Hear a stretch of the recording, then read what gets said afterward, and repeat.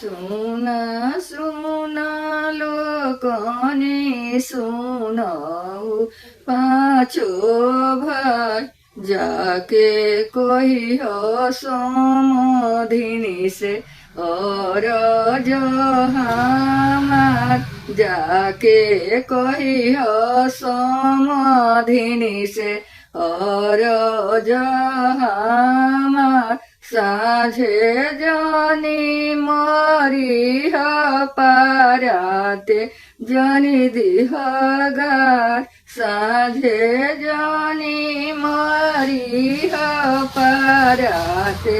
जानी दिहगार काचे निनिया जानी हो जगई हो धिया हमार काचे निनिया जनी हो जगई हो धिया